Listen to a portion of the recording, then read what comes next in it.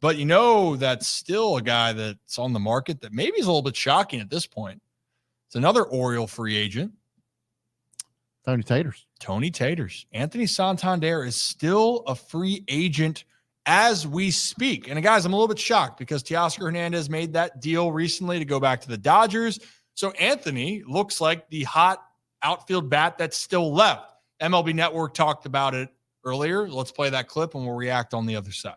We talk about Anthony Santander and the number 44 career year for him. A lot of teams could use his services. Who is at the top of that list right now? Well, let's start with Toronto, Lauren, because we know the Blue Jays have been very active in free agency, but they have yet to land the big piece. And they finished second or third, depending on your interpretation of different free agent pursuits so far this winter. At some point, a major name will take their offer, and that person could be Anthony Santander, who knows the American League East very well. Of course, the success that he had in Baltimore.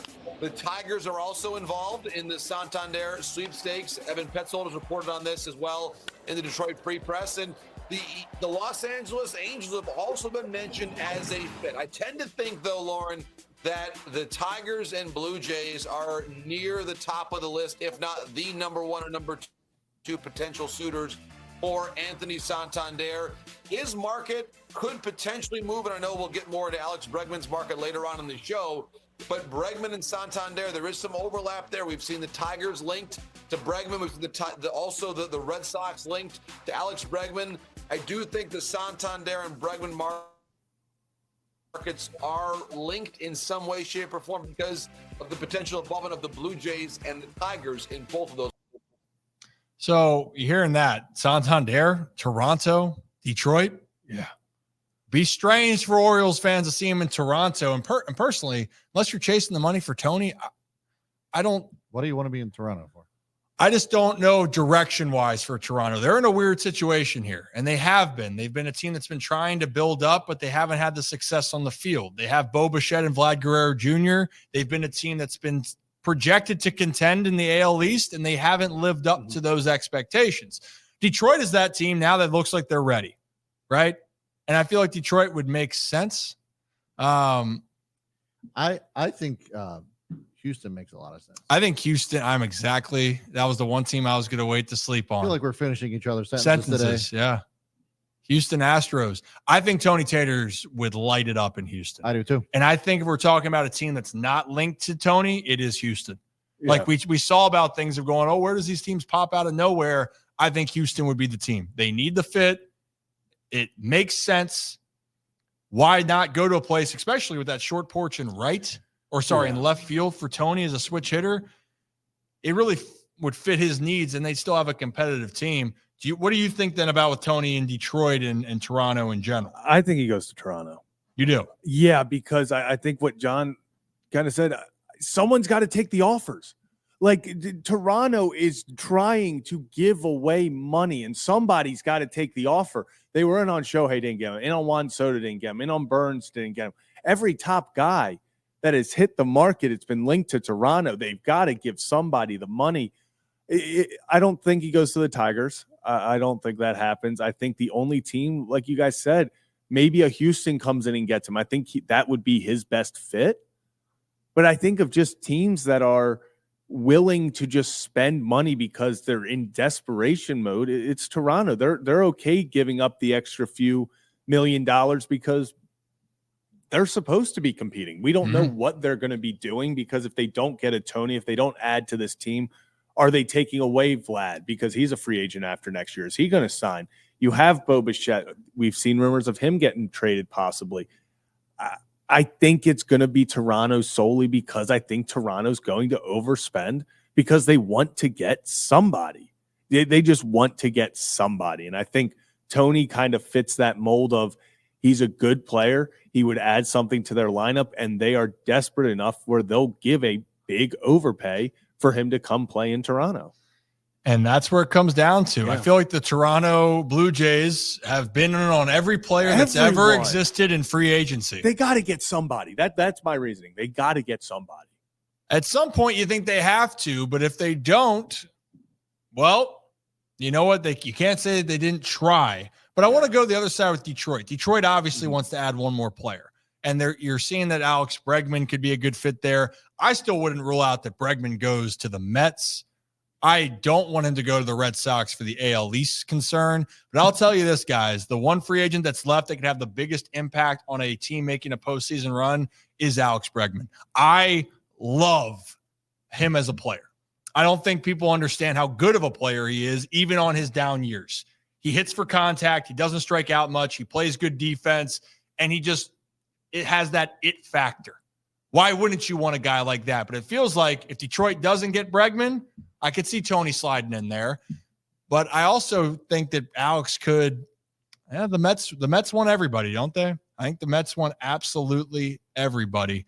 But that's the one guy. Like, that is my one guy that I know that the report is Bregman wants like $200 million. That was the report out of camp.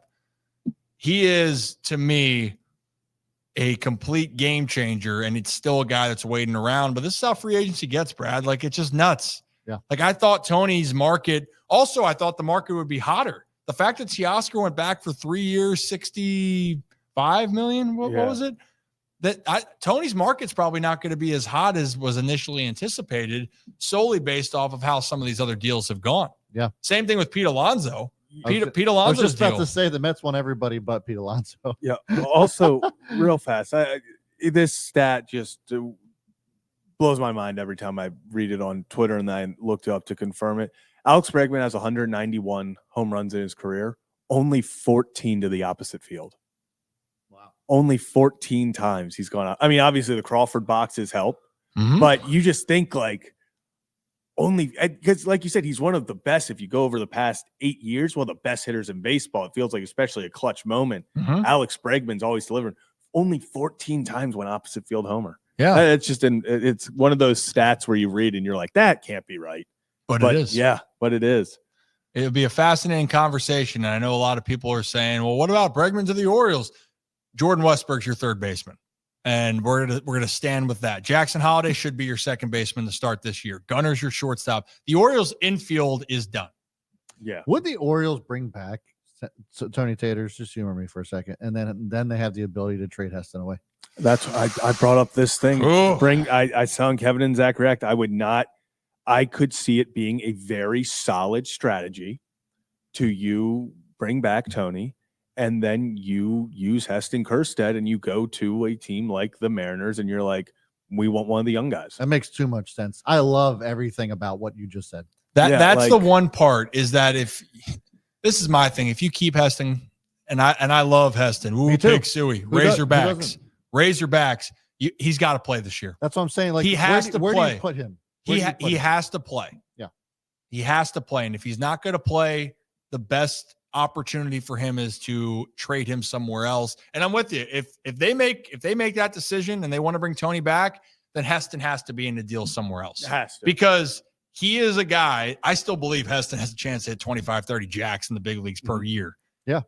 And we saw, if he didn't get hurt last year, he started getting right. He was on fire coming up there. And I thought that was going to continue. But the Orioles, I think the other part is they don't want to have 3 left-handed hitters started in their outfield. That's why they got Tyler O'Neill as a right-handed bat, because Kowser, he needs his at-bats. Cedric needs his at-bats. Tyler O'Neill breaks that up, because if you had Heston, then it's 3 lefties. But if you bring Tony back, switch hitter, now you have that variety again. But I don't know if you made that commitment for Tyler O'Neill now, would you then do another 3-year, $70 million deal? So that's would you spend over $130 million, which you probably have to do for 2 players for 1 position? That's what it come down to, and that's the part that I get hung up on. That's what it's for, fighting for 1 spot. Yeah, I think the only thing that saved you there is Tony being a switch hitter. I think that's the point where, and we've seen him be the DH. We've seen him. I think that's where you can sort of get away with it still, just because I think you would kind of be solidifying as, hey, Tony, him and O'Neill would just switch off. DH. It's another 30+, 40+ home runs a season. Bringing back Tony Taters. But the one thing is, for Tony, and I think Oriole fans, you love him because You've embraced the persona, and he's been that guy through the good and the bad. But you also know what you're getting with Tony. He'll light the world on fire.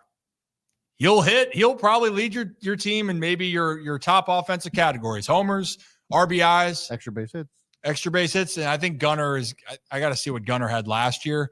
But the one thing you're gonna have to live with: Tony is not a guy that is going to be this on-base machine, and you are going to have to live with the fact what is his blessing to hit any ball anywhere in the stratosphere of home plate. He's also going to swing in every pitch in that stratosphere, and there's a reason why that batting average isn't as high.